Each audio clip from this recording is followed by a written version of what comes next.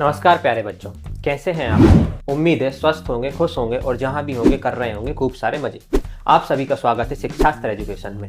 अगर आप चाहते हैं आपको आपके सब्जेक्ट से रिलेटेड टॉपिक वाइज सारे वीडियो फ्री ऑफ कॉस्ट मिले तो सबसे पहले इस चैनल को शिक्षास्त्र एजुकेशन को सब्सक्राइब कर लीजिए और बेल आइकन बटन को प्रेस कर लीजिएगा ताकि सारे वीडियोस आपको मिले टाइम पर।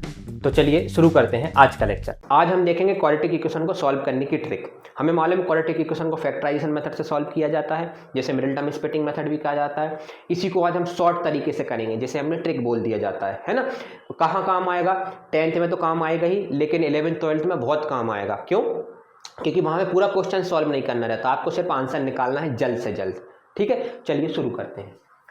आपको मालूम है कि आपको x की ऐसी दो वैल्यू चाहिए जो इस क्वाड्रेटिक इक्वेशन को सेटिस्फाई करे, जिन्हें हम रूट्स बोलते हैं।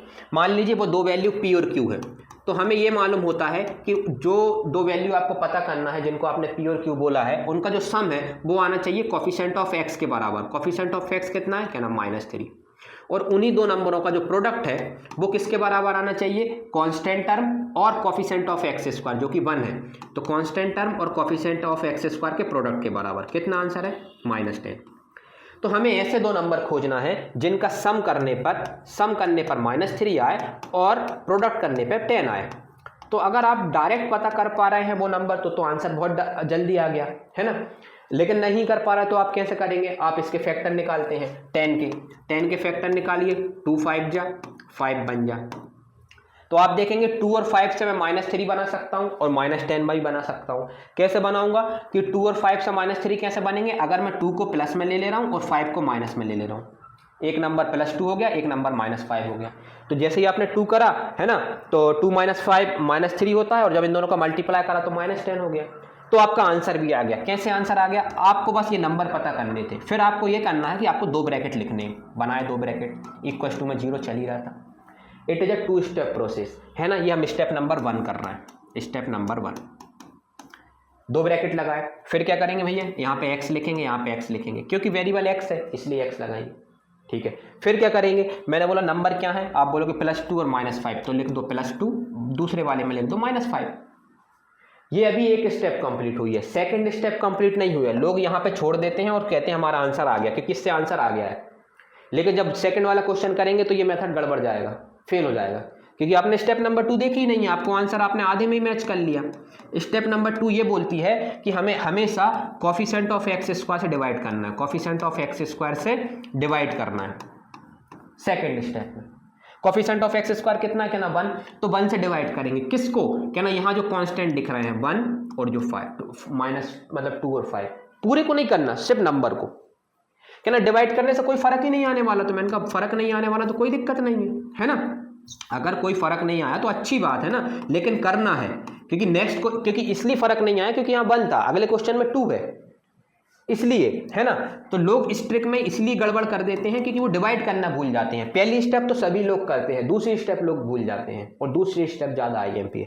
अब दो चीजों का प्रोडक्ट 0 आ रहा है, तो इसका मतलब है या तो फर्स्ट वाले ने 0 दिया या सेकंड वाले ने 0 दिया है। दोनों को 0 से कंपेयर करेंगे तो फर्स्ट वाले को 0 से कंपेयर करेंगे तो x की वैल्यू -2 आ गई, और सेकंड वाले को 0 से कंपेयर करेंगे तो x की वैल्यू 5 आ गई। तो आपने देखा आपके दोनों आंसर आ गए है ना। पहला आंसर आ गया -2, दूसरा आंसर आ गया 5। इन्हीं को हम रूट ऑफ क्वाड्रेटिक इक्वेशन बोलते हैं। रूट ऑफ क्वाड्रेटिक इक्वेशन क्यों? क्योंकि ये x की वो दो वैल्यू है जो इस इक्वेशन को सेटिस्फाई कर रही है। लोग क्या करेंगे, जब आपको ट्रिक बताएंगे ना, तो आपको ये दो नंबर पता करने के बाद बोल देते हैं कि इसका साइन बदल दो। +2 आ रहा है तो -2 कर दो, -5 आ रहा है तो +5 कर दो, आपका आंसर आ गया। मत करना। क्यों? इस मेथड से ना हम फैक्टर भी फाइंड कर लेते हैं। देखो ये फैक्टर भी हमने फाइंड कर लिए। फिर फैक्टर फाइंड करने के बाद हमने रूट्स फाइंड कर लिए, तो आपके दोनों काम हो गए। लेकिन इससे ना आप फैक्टर फाइंड नहीं कर पाएंगे, और ये ज़्यादा जरूरी है। उतना ही टाइम लगता है जितना इसमें लग रहा है। ये तो मैंने आपको लिख के बताया। अब सेकंड क्वेश्चन देखते हैं। सेकंड क्वेश्चन में हमें क्या करना है ना। आप समझ गए, 2 step, it is a 2 step process है ना। पहली स्टेप में आपको नंबर पता करने हैं, दूसरे में डिवाइड करना है। आपको कौन से 2 नंबर चाहिए? क्या ना भैया, हमें ऐसे 2 नंबर चाहिए जिनका सम करने पर कितना आए? सम करने पर आए कोफिशिएंट ऑफ x जो कि 1 है, और प्रोडक्ट करने पे कितना आए? प्रोडक्ट करने पर आए आपका, प्रोडक्ट करने पे आना चाहिए कांस्टेंट टर्म और कोफिशिएंट ऑफ x स्क्वायर के प्रोडक्ट के बराबर, मतलब -12। तो क्या ना दुनिया में ऐसा कौन से नंबर हैं जिनका सम या सब्ट्रैक्ट करें तो 1 आए और मल्टीप्लाई करें तो -12 आए। हालांकि आपको पता चल गया होगा कि 4 और 3 है, लेकिन नहीं मालूम तो करके देख लो। कैसे करेंगे, 12 को अपन 12 के प्राइम फैक्टर निकाल लेंगे। ये आपने 12 के प्राइम फैक्टर निकाले, 2 6 जा, 2 3 जा, 3 1 जा। आपको मालूम है अगर इन दोनों को एक साथ ले लिया तो 4 हो जाएगा और इसको अलग ले लिया तो ये 3 हो जाएगा। तो दो नंबर मिल गए 4 और 3, एक साथ बना लेते हैं दोनों नंबर को मल्टीप्लाई करके, 4 और 3। लेकिन मुझे तो 1 चाहिए, तो 4 किसका लूँ, तो क्या ना 4 लो आप प्लस का, 4 किसका लेंगे, प्लस का, और दूसरा नंबर 3 किस में लेंगे, माइनस में। तभी तो सम करने पे 1 आएगा और प्रोडक्ट करने पे -12 आएगा। ठीक है, अब भैया आंसर कैसे लिखेंगे, आंसर के लिए 2 ब्रैकेट लगाए। ठीक है, ब्रैकेट लगा, इक्वल टू 0 करा। ठीक है, ये 0 कर दिया। यहाँ x लिखा, यहाँ x क्योंकि वेरिएबल x है, अगर वेरिएबल y होगा तो y लिखेंगे। पहला नंबर +4 है, दूसरा नंबर -3 है। ये आपका आंसर आ गया। लेकिन अब ये फैक्टर आया, दूसरी स्टेप अभी आपने कंप्लीट नहीं करी, आधा आंसर आया। दूसरी स्टेप क्या बोलती है, कोफिशिएंट ऑफ x स्क्वायर से डिवाइड करो। कितना है, 2, तो यहाँ से 2 से डिवाइड कर दिया। ये दूसरी स्टेप लोग लगाना भूल जाते हैं और उनकी ट्रिक फेल हो जाती है। फिर वो हमसे पूछते हैं कि आपने ट्रिक काम क्यों नहीं कर रही है, क्योंकि आपने दूसरी स्टेप नहीं लगाई, आप पहले में ही खुश हो गए।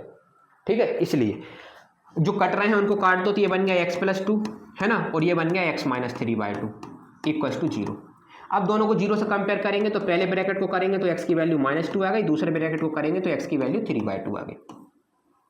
ठीक है, अब देखो अब यहाँ वो वाली ट्रिक काम फेल हो जाती है ना, 4 और -3 आए तो साइन बदल दो तो -4 और 3 हो जाते है ना। तो मैं आपको वो ट्रिक बता रहा हूँ जो हमेशा काम करेगी, एक स्टेप ज़्यादा जाएगी लेकिन आपका हमेशा आंसर सही आएगा। एक क्वेश्चन और देखते हैं, है ना। चलो, 100x² -20x + 100, तो मुझे दोनों नंबरों का सम कितना आना चाहिए, है ना। दोनों नंबरों का सम आना चाहिए, दोनों नंबरों का सम कितना आना चाहिए, सम आना चाहिए कोफिशिएंट ऑफ x के बराबर।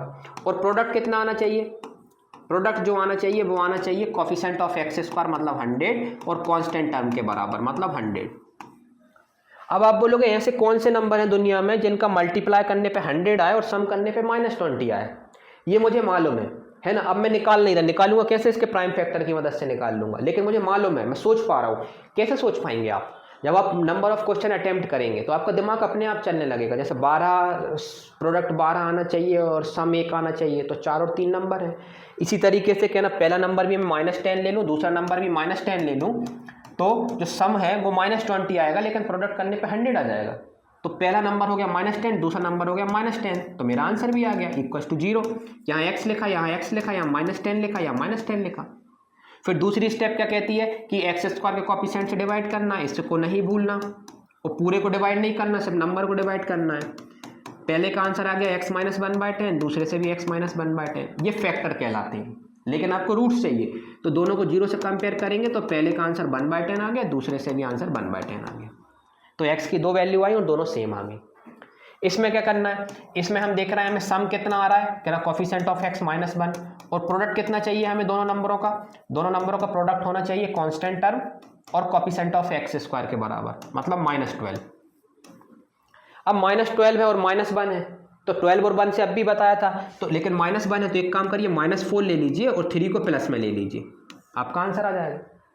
ठीक है, क्योंकि -4 और +3 -1 होता है और इंटू करने पे -12 होता है। ये कैसे फाइंड करें मैंने, इसके प्राइम फैक्टर से, वही अभी जो हमने पिछले क्वेश्चन में करा।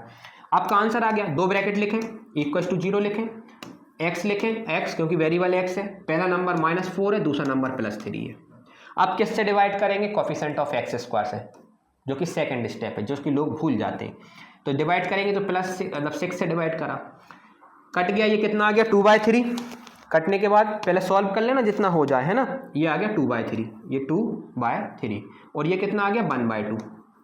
तो क्वेश्चन हो गया x - 2/3 और यहाँ से आंसर आ गया x + 1/2। ये फैक्टर आए। रूट्स कैसे निकालेंगे, दोनों को 0 से कंपेयर करेंगे तो आपको मालूम है कि x की एक वैल्यू आ जाएगी 2/3 और एक वैल्यू आ जाएगी -1/2। चेक कैसे करते हैं आंसर, दोनों इक्वेशन, दोनों वैल्यू इसमें रख के देख लो, किसी भी इसी इक्वेशन में, क्योंकि इसी के रूट्स हैं तो इसको सेटिस्फाई करेंगे। सेटिस्फाई करने का मतलब है कि रखने पे LHS = RHS आ जाएगा। ठीक है, तो आपने देखा कि क्वाड्रेटिक इक्वेशन को सॉल्व करने की ट्रिक कैसे काम करती है। 2 स्टेप प्रोसेस है। आप नंबर अगर डायरेक्ट फाइंड कर पा रहे हैं, जैसे इन क्वेश्चनों में हमने कर लिया, और टाइम बच गया आपका। और यकीन मानिए ये तो मैं आपको समझा रहा हूँ इसलिए आपको टाइम लग रहा है। अगर ये क्वेश्चन मैं खुद करता ना, अगर ये मैं खुद करता तो मैं बहुत जल्दी कर लेता, है ना। ये क्वेश्चन अगर मैं खुद करता तो मैं बहुत जल्दी कर लेता। कैसे? आपको मालूम है कि ऐसे 2 नंबर हैं मुझे मिल गए हैं, तो मैं डायरेक्ट यहाँ लिखता इस स्टेप में मिट रहा है, ठीक है। जैसे ये वाला करके बताता हूँ, है ना। आपको समझाने में इतना टाइम लग रहा है, नहीं तो आपको मालूम है कि ऐसे 2 नंबर चाहिए जिनका सम करने पे कितना आ रहा है -3 और प्रोडक्ट करने पे आना चाहिए कितना -10। तो माइनस का 5 और प्लस का 2 वो नंबर है, तो मैं डायरेक्ट लिखता यहाँ पे क्या लिखता, x माइनस का 5 x माइनस का 5 और x प्लस का 2। और दूसरी स्टेप में मैं उसको 1 से डिवाइड कर देता, जो कि मुझे मालूम है डिवाइड करने से कोई फर्क ही नहीं पड़ने वाला 1 से। तो पहला आंसर आ गया 5, दूसरा आंसर आ गया -2। आपने देखा कितने जल्दी हो गया। एक होता है समझाना, एक होता है खुद करना। खुद करने में आप बहुत जल्दी कर लेंगे, मुझे उम्मीद है ना। तो यहाँ पे हम ये अपना लेक्चर कंप्लीट करते हैं। ये हम शॉर्ट वीडियो बना रहे हैं ना, ताकि कम समय में ज़्यादा से ज़्यादा ज़रूरी चीज़ें बता पाएँ, है ना। चलिए ठीक है, थैंक यू।